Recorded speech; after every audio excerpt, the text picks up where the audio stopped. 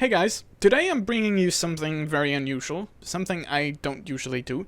It is a replay of me in the Tier 8 Japanese destroyer Kagero. The reason why this is unusual is that I'm actually going to commentate through what I was doing in the match, and I'm also going to explain some of the things or some of the reasons why I've done those things.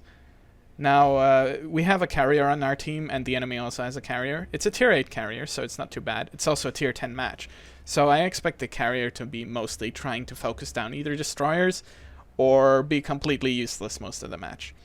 Anyway, we have spawned on the A side of the map, so that's the first place we're going to be heading. The enemy team has 2 destroyer divisions, so we'll have to look out for them, as well as a Loyang in one of the divisions, together with an Edinburgh, so that's going to be one of the more dangerous ships that we will have to deal with. So the first thing we want to do is secure the cap. That is the first and foremost important thing in the match. So I am going in pretty carefully. I don't know where the enemy is right now. What I do know is that both of the destroyers on the enemy team are in divisions, and the C and the B cap are both being captured. So that indicates that the destroyers are probably not on this cap unless they split. So I wait here for a bit. By this time the enemy destroyer should be in A. I am one of the slowest destroyers at this tier. So I reverse back very carefully. I'm ready to go forward at any point in case I spot some torpedoes, but there's nothing. And this cap will go uneventful.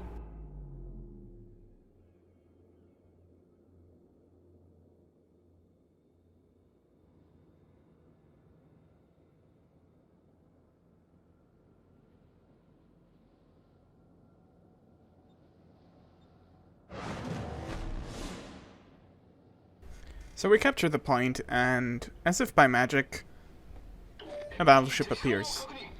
So if this was something like a Bismarck or another tier 8 ship, I'd be more keen to ignore it, but it is in fact a top tier battleship. And I also recognize the contact, which indicates that this guy isn't a very bad player. So I opt to go after him, since, as you can see, most of our teams are heading towards the C cap, and this guy on the flank is going to be very dangerous, so I decide that I want to take him out.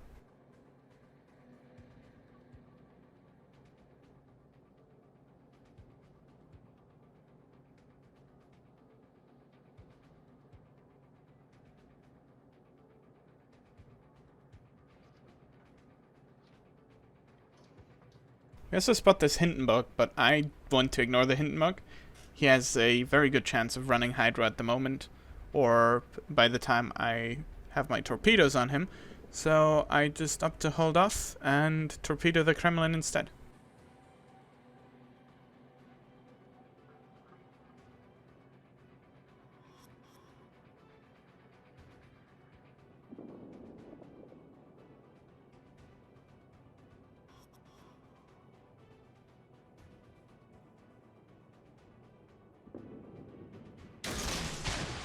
Now the first Setai launch goes wide. I expected the Kremlin to speed out from behind the island, but he doesn't actually do that. So then I put my second set directly on his position. Now I expect him to move slightly forward, but not to the extent where these torpedoes would miss. I am running 8 kilometers with the accelerated torpedoes, so they go 72 knots. Therefore they account for a lot of variation in speed, and yeah, as you can see, I'm about to score a couple of hits on him.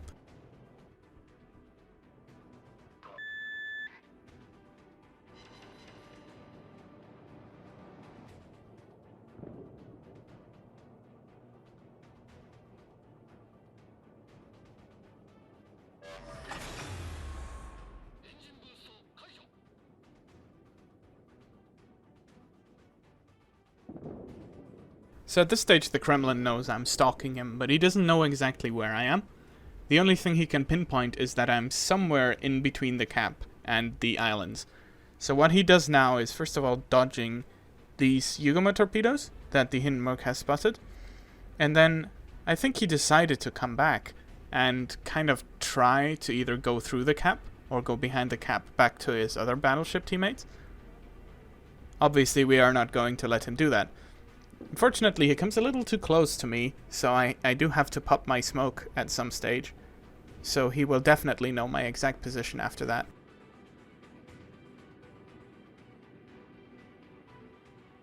There is a good chance that he doesn't immediately notice the smoke, and being at 5 kilometers, it only takes about 15 to 20 seconds for my torpedoes to hit him.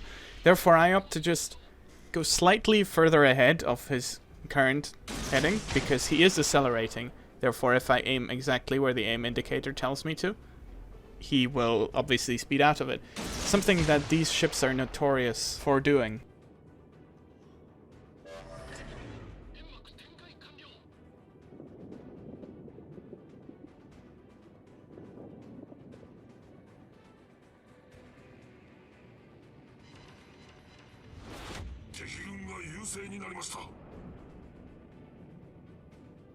So unfortunately, I was being a little optimistic with my second set.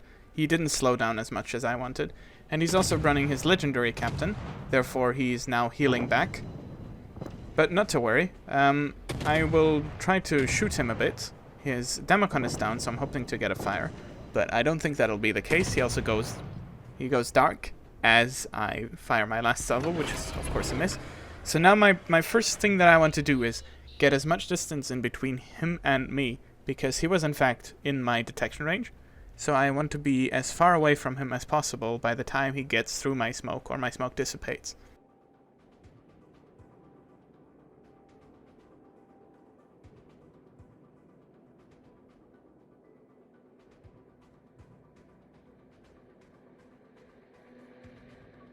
Now you notice I turn in before the island.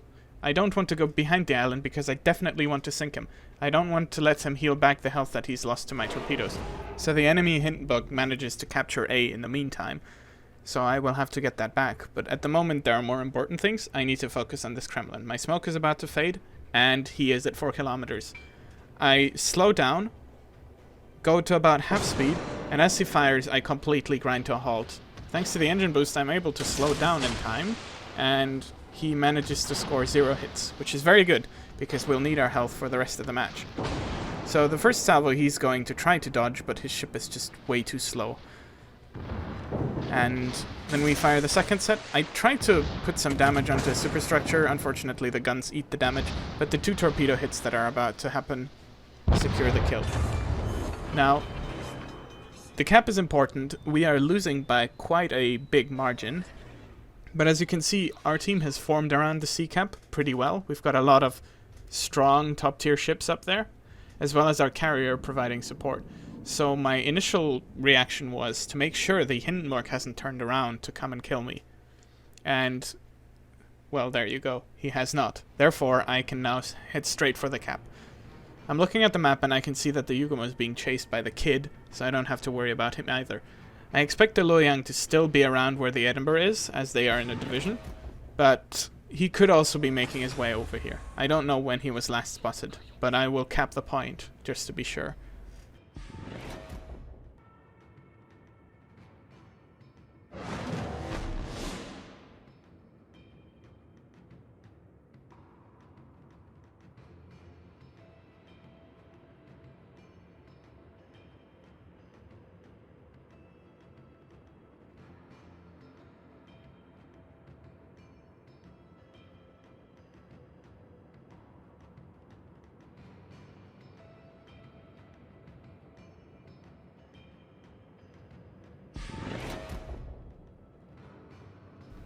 After successfully capturing the point, I prep my guns to the right side.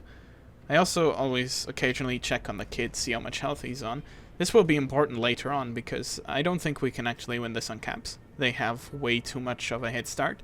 We will have to sink most of their ships to actually be able to win this match.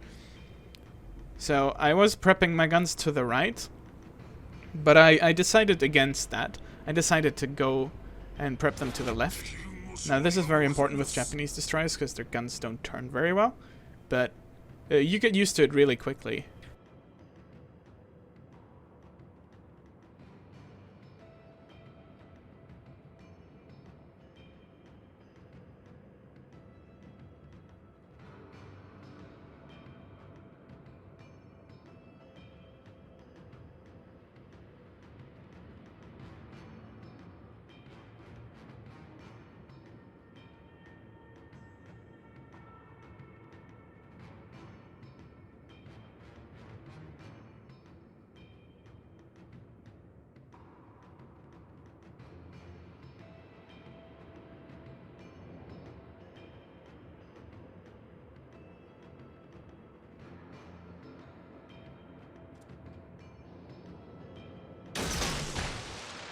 Now, as I enter the cap, it clearly indicates that there are hostile ships in this cap, which is very useful information to me.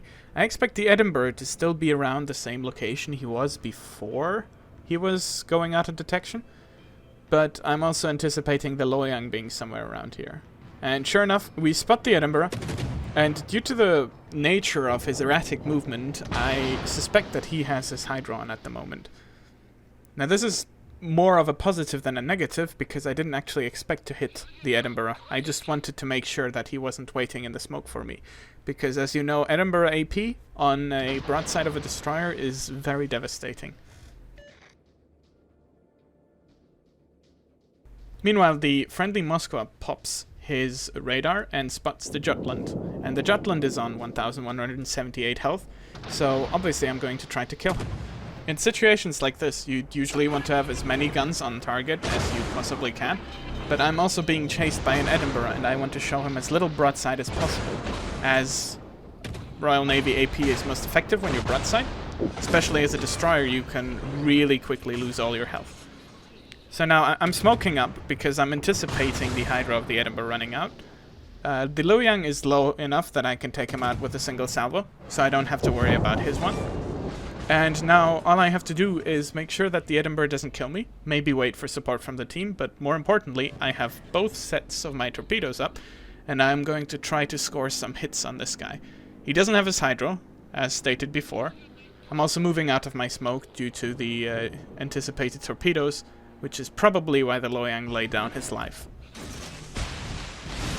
Now, I launched 2 salvos. The first one is roughly where he was going, a bit more to the left, and the second one is preemptive to the direction he's going to turn.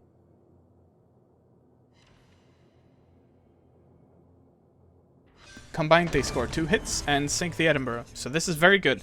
Now we can go back into the cap. We've also got the support from the team, who have actually managed to win the fight on sea, which is very good. Now, the scores are very even, and if we capture the point, even if we don't sink all the ships, we'll be able to win this battle.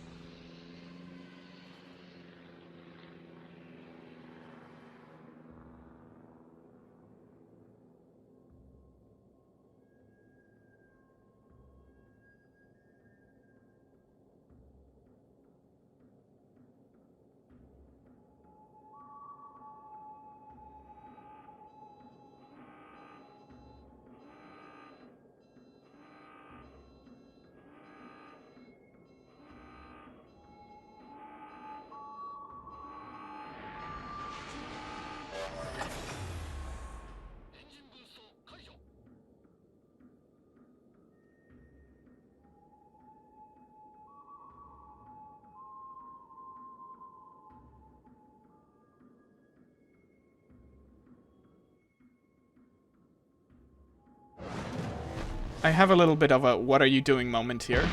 Presumably I was just tapped out or something. At this stage it's very hard for us to lose the game, and there are other things that I could be doing in the meantime while I wait for this kit to pop up. But anyway, I tap back into the game, I correct my course, and sure enough the kit pops up. Now, a mistake that I made here was that I wasn't aware that I was loading AP. I thought I would have to gun down the enemy Edinburgh, so I had loaded AP. And about 3 of my salvos that I fire here actually end up being AP, which is very bad. I could have won this fight without losing as much health. But either way, I switch to HE, and the damage starts rolling in. This kid is not going to survive this. But the problem is, the kid is also going to do a lot of damage to me now, since I let him live for so long. His DPS is a lot higher than me. And luckily I do have my smoke, but unfortunately he chunks me down, and I do end up dead. Though we did win the fight, because the enemy Hindenburg also goes down. So that's pretty much how I've won this game in the Kagero. I would not attribute this victory to just myself, but I would have to say that a lot of crucial aspects in this game were in part due to my success on the A side. I killed the top tier enemy battleship, and then I proceeded to capture both points for our team so that we would not lose on score. It also highlights a very important aspect to playing destroyers, which is in erratic situations not to lose your cool. I was surrounded by a Loyang, a Jutland, as well as an Edinburgh, but I prioritized my health over anything else. If I had gotten broadside to the Jutland and got my guns on him, I would have maybe sunk him in one salvo, but I would have also taken a lot of damage from the Edinburgh, as well as being susceptible to be hit by torpedoes when turning back in. In addition to that, most of the gameplay that was featured in this replay today was torpedo-based, and when it comes to torpedoing, a lot of experience helps with it. You cannot know what the enemy ship is going to do if you have not been put in that situation over and over again. So if you want to be better at torpedoing, the only thing you can do is practice it. You can actively think about what you want to do. That definitely helps the learning process. But at the end of the day, it's mostly practice and routine.